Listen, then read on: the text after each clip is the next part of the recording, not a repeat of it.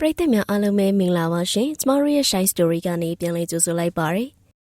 ေဒီနေ့မှာတော့စင်ရဲသားလေးနဲ့နှစ်သမီးလေးဆိုတဲ့ပုံမြင်လေးကိုပြပြပေးသွားမှာပဲဖြစ်ပါရရှင်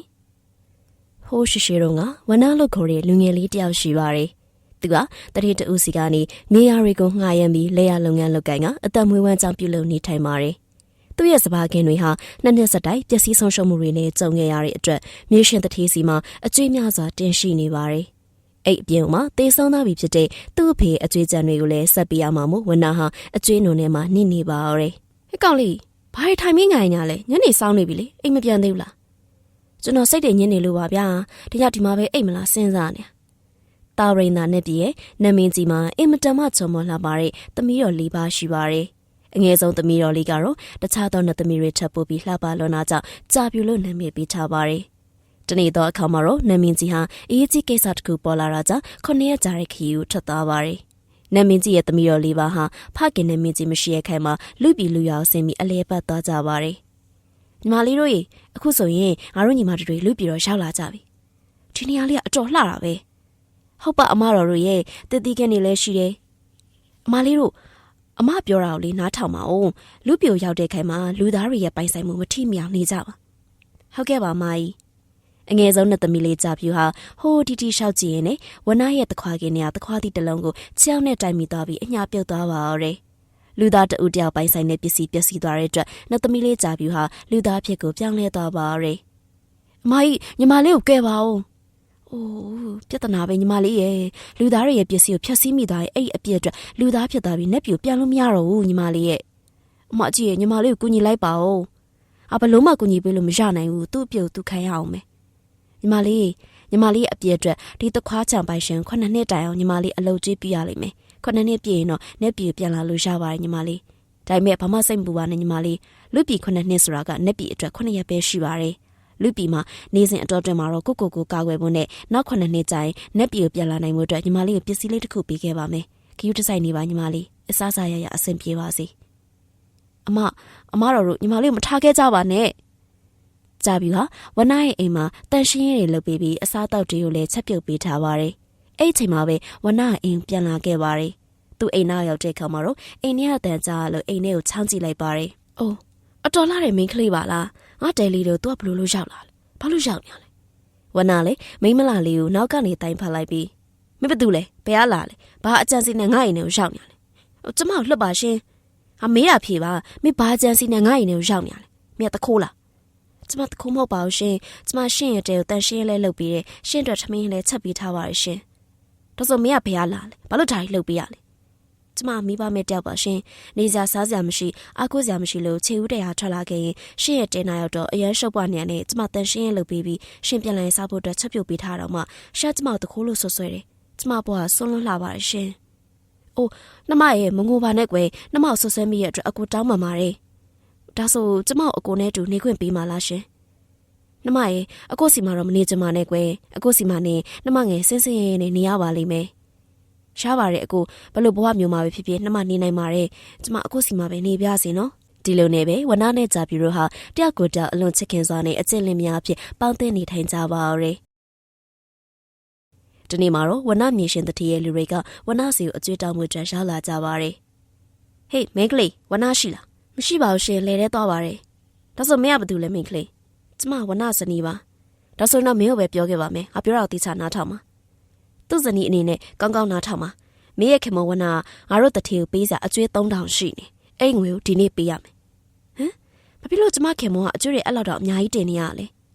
ငါတို့တထေစီကနေမြေငါထားတယ်မြေငါကတွေလေအဲ့ငွေတွေကိုဒီနေ့အကြည့်ပေးပါမပေးဘူးဆိုရင်တော့ငါတို့အစိုးမစုံနဲ့နော်ဟုတ်ကဲ့ပါရှင်ခဏဆောင်ပါရှင်ကြာပြီပါအဲ့လိုပြောပြီးဘဲဥတွေသွားယူပါတော့တယ်သူမရဲ့အမပေးခဲ့တဲ့ပစ္စည်းလေးတွေအစွမ်းနဲ့ဘဲဥတွေကိုရွှေဥတွေဖြစ်အောင်ပြောင်းလဲလိုက်ပါတယ်သူမယူလာတဲ့ရွှေဥတွေကိုတထေးရဲ့ဂျုံတွေပေးလိုက်တဲ့အခါမှာတော့အိုးမိတ်ကလေးဒါပါရီလေဒါရွှေဘဲဥတွေပါဒါတွေတင်ဘယ်ကနေရှာလဲအိမ်မှာမွေးထားတဲ့ဘဲတွေဆရာရတာပါရှင်အကိုငါတို့အဲ့ဘဲကိုရအောင်ယူနိုင်ငါတို့တထေးကငါတို့သေးချဖို့စုချမှာပဲလောဘကြီးရဲ့ဂျုံနေအောင်ဟာရွှေဥဥတွေဆိုတဲ့ဘဲကိုတထေးရဲ့အကျွေးနဲ့ခြေလိုက်ပြီးပိုတဲ့ငွေကိုပေးကကြာပြုတ်စီကနေဝယ်ယူလိုက်ကြပါတယ်ဒါပေမဲ့လေသူတို့ဝယ်ယူသွားတဲ့ဘဲဟာရွှေဥမဥပဲပုံမှန်ဘဲဥကိုသာဥပါတယ်အဲ့ခါမှာတော့တထေးကြီးကအရန်တော်သားထွက်သွားပြီးင ငါ့ကိုလိမ်ပြီးအကျွေးနဲ့ဖဲနဲ့လဲတာဘာတူလဲငါ့ကိုအိမ်လိုက်ပို့စမ်းတထေလေဝနာတို့အိမ်ကိုသွားပါရဲဟိုကောင်မလေးပဲတထေလေကြာပြူကိုမြင်လိုက်တဲ့အခါမှာတော့ချစ်ခင်နှစ်သက်မိသွားပါရဲသူမလားဟုတ်ပါရဲ့တထေကျွန်တော်မျိုးတို့လိမ်တာသူပါပဲသူမလူလိမ်မပါကျမဘာမှရှင်တို့ကိုလိမ်လို့လေရှင်တို့ကိုယ်တိုင်ပဲလူလူလလနဲ့ဘဲကိုအကျွေးနဲ့ခြေသွားရပဲလေကျုပ်ကပဲတောင်းပန်ပါတယ်မင်းမပြူကျေးဇူးတင်ပါတယ်တထေမင်းရပါတယ်မင်းမပြူလေမင်းတို့တွေကသူမဆရာယူလာတဲ့ဘဲကိုပြန်ရောင်းပြီးတော့နောက်ထပ်ဘဲတစ်ကောင်နဲ့အစားထိုးလိုက်တာပဲဖြစ်မယ်အဲ့တော့ဒီကိစ္စမင်းတို့တွေတာဝန်ယူရလိမ့်မယ်မင်းမပြူလေးရဲ့ခင်မွန်းနဲ့အကျွေးနဲ့ပတ်သက်ပြီးတော့နောက်မှပဲဆက်ပြီးတော့ဆွေးနွေးကြတာပေါ့အခုတော့ကျုပ်ပြန်မအောင်မယ်တထေမဟုတ်သေးဘူးလေမင်းတို့တွေဘာမှပြောနေတော့ပြန်ကြမယ်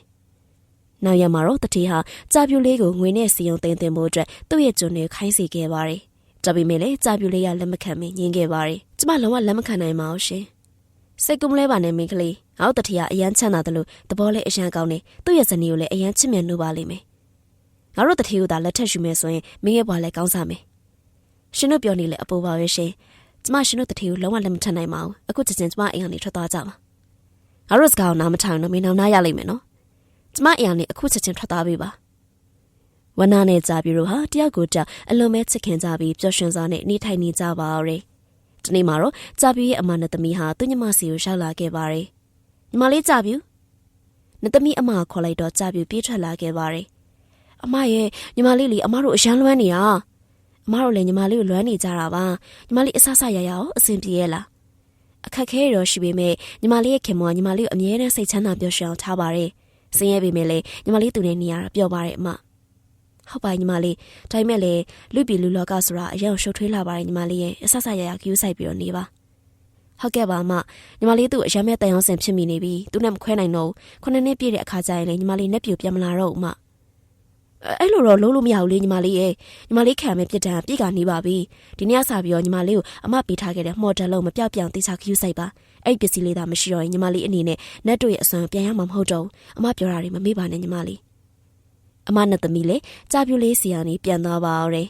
့ကြာပြူကဝနာကိုအယမ်းမဲ့ချစ်ခင်နှစ်သက်မိပြီးဝနာနဲ့မခွဲချင်တာကြောင့်သူ့အမပေးထားတဲ့မော်ဒယ်လုံးကိုရှေကန်ထဲကိုပစ်ချလိုက်ပါတယ်ငါရဲ့ခင်မွန်ထားခဲ့ပြီးတော့နက်ပြူကမပြန်နိုင်ငါရဲ့ခင်မွန်နဲ့ပဲတပွားလုံးနေသွားတော့မယ်ဒီနေ့မှာတော့မြေရှင်တတိဟာဝနာကိုခေါ်ပြီးသူ့အကျွေးကိုဆက်ဖို့အတွက်ပြောပါရဲငါ့ကိုပေးစားရှိအကျွေးကိုငါဒီနေ့ပဲအကြည့်လို့ခြင်းနေကျွန်တော်အချိန်နဲ့တော့ထပ်ပေးပါတတိရဲ့ကျွန်တော်တနာပါခင်ဗျာမရအောင်ငါရဲ့အကျွေးကိုဒီနေ့မပေးနိုင်ဘူးဆိုရင်မင်းရဲ့ဇနီးကိုငါသိမ့်မယ်ဒါဆိုရင်တော့မင်းကိုငါအကျွေးရအလုံးအကြည့်ထားပေးမယ်အဲ့ဒါတော့လုံးဝမဖြစ်နိုင်ပါဘူးတတိကျွန်တော်မိမတော့ဘတော်မှရမစားပါဘူးတတိမင်းရဲ့အကျွေးအတွက်ကျွန်တော်သိမ့်ချင်သိမ့်ပါ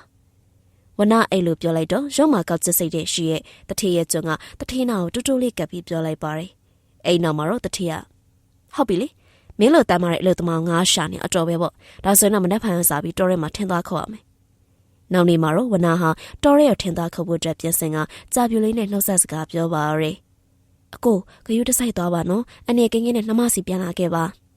မစိုးရင်မနဲ့နှမရဲ့သူ့အကျွေးတွေဆက်ပြရနဲ့အကိုအမြန်ဆုံးပြန်လာခဲ့ပါမယ်နှမအကိုရဲ့နှမကြောင့်အကိုအခုလိုမျိုးဒုက္ခရောက်တာနှမတကယ်ပဲစိတ်မကောင်းဖြစ်ရပါတယ်အဲ့လိုလည်းမတွေးပါနဲ့နှမရဲ့နှမပြောရင်အကိုလည်းပြောပါတယ်နှမဝမ်းနေအကိုလည်းဝမ်းနေတယ်အကိုမရှိအတော်တွင်မှာကိုယူဆိုင်ပါနှမကြာပြူလေးဟာငိုနေပါတော့တယ်မငိုပါနဲ့နှမရဲ့ဟုတ်ပါရဲ့အကိုနဲ့ပထမဆုံးခွဲခွာမှမို့နှမရဲ့မျက်ရည်တွေကဘလို့မှထိမ်းမြဖြစ်နေပါအကိုမငိုနဲ့ဆိုနှမမငိုတော့ပါဘူးနော်ဟေးကြားတယ်ကွာသွားကြမယ်လှေပေါ်အမြန်တက်ကြာပြူကသူ့ကိုအမြဲတမ်းတတိယနေဖို့မှာပြီးဝနာကလည်းကြာပြူကိုနှုတ်ဆက်ကတော်ရဲကိုထင်ခုတ်ဖို့အတွက်ထွက်သွားပါရဲတထေကြီးရဲ့မယားလေးယောက်ဟာကြာပြူရဲ့အကြောင်းကိုကြားတော့မကြေမနက်ဖြစ်ကြကဝိုင်းဝန်းနှိမ့်ဆက်ကြပါရဲတထေကြီးရဲ့ဇနီးတွေဟာကြာပြူကိုရင်နှွေးပူအိုးတွေကိုခေါင်းဆိုင်ပြီးကြာပြူရဲ့မျက်နှာအလှပါတွေကိုပျက်စီးအောင်လုပ်ကြပါရဲကြာပြူရဲ့မျက်နှာမှာအပူလောင်တန်ရာတွေဖြစ်သွားပါရဲကျမကဘာလို့အခုလိုလှုပ်ကြလဲရှင်မင်းကြောင့်ငါတို့ရဲ့ယောက်ျားငါတို့အရှင်လို့မချစ်တော့ဘူးအဲ့ဒါကြောင့်ပဲဟုတ်တယ်အခုလိုဖြစ်သွားတာကောင်းတယ်တထေးကြီးရဲ့ဇနီးတွေလည်းကြာပြူကိုနှိမ့်ဆက်ကြပြီးတဲ့အခါမှာတော့ပျော်ရွှင်ရွှင်နဲ့ကြာပြူတို့အိမ်ကနေထွက်လာတော့ကြာပြူရဲ့နှစ်သမီးအမကိုတွေ့လိုက်ရပါတယ်မင်းတို့ကသူ့တပားမကောင်းကြံကြတာပဲမင်းတို့လုပ်တဲ့အပြုံမင်းတို့ပြန်ခံမှာမကြောက်ဘူးလားဘာအပြစ်မှငါတို့မကြောက်ဘူးတင်တော့အတော်ရုံမာကြတာပဲတမာရီလာပြောနေရလေငါတို့ကဘာမှကြည့်မဆိုင်ဘူးမင်းကဟိုကောင်မနဲ့ပတ်သက်နေရဆိုရင်မင်းကိုပါရှိုက်မယ် ဒီလိုနဲ့ကြာပြည့်အမကတထေးကြီးရဲ့ဇနီးတွေကိုသူ့ရဲ့အစွမ်းနဲ့မယားကြီး2ယောက်ကိုဝက်အဖြစ်မယားငယ်2ယောက်ကိုမွေးဖြစ်နေပြောင်းလိုက်ပါရယ်မင်းတို့အပြစ်တွေမင်းတို့ပြန်ခံရတာပဲကြာပြည့်ရဲ့အမနဲ့သမီးဟာကြာပြည့်မျက်နှာထင်ရတွေကိုပြန်လဲကုသပေးလိုက်ပြီးကြာပြည့်လည်းအရှိအတိုင်းပြန်လဲလှပလာပါရယ်အမရဲ့ညီမလေးကအမရဲ့စကားကိုနားမထောင်လို့အခုလိုဖြစ်ရတာပဲညီမလေးလူလောကဆိုတာအရင်ကရှုပ်ထိတ်လွန်းလာပါတယ်ခမဲတော်ကြီးပြန်ရောက်လာတော့ညီမလေးမတွေ့ရလို့အမတို့မေးပါတယ်ညီမလေးရဲ့အကြောင်းအားလုံးကသိသွားတော့ခမဲတော်အတော်လေးကိုစိတ်မကောင်းဖြစ်သွားရှာတာတိတ်မကြခင်မှာခမဲတော်လူပြိုဆင်းလာပြီးညီမလေးကိုလာခေါ်ပါလိမ့်မယ်ကြာပြေးအမအဲ့လိုပြောပြီးပျောက်ကွယ်သွားပါရယ်နောက်ထပ်ရက်အနေငယ်ကြာတဲ့ခါမှာတော့ဝနဟာအိမ်ကိုပြန်ရောက်လာခဲ့ပါတယ်ကြာပြူလေးလေဝနကိုတွေ့တဲ့ခါမှာတော့ဝမ်းနဲ့လွန်လွန်ငိုနေခဲ့ပါရယ်ဝနဟာလေတိုးရဲမှာပင်ပင်ပန်းပန်းလက်ကင်ခဲ့ရတဲ့အတွက်ကျမ်းမာရေးမကောင်းပဲဖြစ်လာခဲ့ရပါရယ်အဲ့ဒီချိန်မှာပဲကြာပြူရဲ့အဖေနမင်းကြီးကအရန်ကိုစိတ်ဆိုးတော့တာထွက်နေပြီးကြာပြူကိုလာခေါ်ပါရယ်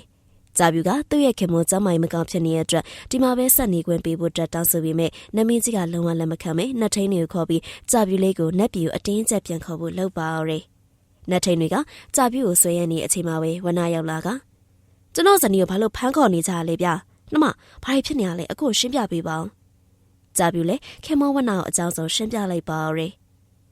နမင်းကြီးရဲ့ကျွန်တော်တို့ရဲ့ချစ်ချင်မခွဲပါနဲ့ဗျာကျွန်တော်တို့တနာတော်မူပါဝနအကြောင်းမှနေပြီမဲ့နမင်းကြီးကလမ်းဝလက်မခံတာကြောင့်ဝနဟာသူ့ကိုယ်သူတစ်ပင်နဲ့ခေါင်းဆောင်ကတက်တည်သွားပါရယ်ဝနတည်ဆုံးသွားတာကိုကြာပြူတွေ့လိုက်ရတဲ့အခါမှာယူကျုံမရဖြစ်လာအောင်ဝမ်းနဲ့ကြည်ကွဲပြီးအကိုမရှိနှမလည်းအသက်ဆက်ပြီးမရှင်ကျင်တော့ဘူးအဲ့လိုပြောပြီးရေကန်နဲ့ခုံချကတက်တည်သွားပါရယ်ကြာပြူဟာသူမရဲ့နာမည်လေးအတိုင်းပဲသိဆုံးသွားတဲ့အခါမှာတော့ရေကန်ကြီးရဲ့မှာကြာဖြူပန်းလေးဖြစ်ပြောင်းလဲသွားပါရယ်သူတို့နှစ်ဦးဟာအဲ့ရွာလေးမှာပဲလူဝင်စားပြန်ဖြစ်ကြပြီးနောက်ဘဝမှာလည်းတဦးနဲ့တဦးချစ်ခင်ဆုံမဲ့ကြပြီးပေါင်းတင်လက်ထပ်လိုက်ကြပါရယ်ဒီပုံမြင်လေးကိုနားထောင်ပြီးတော့လောဘမကြည့်ပါနဲ့တပားသူပေါ်မှာမကောင်းမကြမ်းပါနဲ့ချမ်းသာကြွယ်ဝသူတွေဟာနေပါသူပေါ်မှာအနိုင်မကျင့်ပဲတနာကျင်တာပါစတဲ့သင်ခန်းစာတွေကိုရရှိလိုက်ပါရယ်အခုလိုမျိုးခက်ခဲတဲ့အချိန်ကာလကြီးမှာတဦးပေါ်တဦးမေတ္တာထားနိုင်ကြပါစေဟုတ်ကဲ့ပါရှင်ဒီနေ့တက်ဆက်ပေးသွားတဲ့ပုံမြင်လေးကိုနားဆင်ရတာပရိသတ်တို့အနေနဲ့သဘောကျနှစ်သက်လိမ့်မယ်လို့မျှော်လင့်မိပါတယ်နောက်ရက်ဒီမှာလည်းဒီထက်ပိုပြီးတော့စိတ်ဝင်စားဖို့ကောင်းတဲ့ပုံမြင်ပေါင်းများစွာကိုစဉ်ဆက်မပြတ်တင်ဆက်ပေးသွားအောင်မှာဖြစ်တဲ့အတွက်ကျမတို့ရဲ့ channel လေးကို like and subscribe လေးလုပ်ပြီးပြီးနာ notification လေးကိုနှိပ်ထားပေးဖို့လည်းတောင်းဆိုချင်ပါတယ်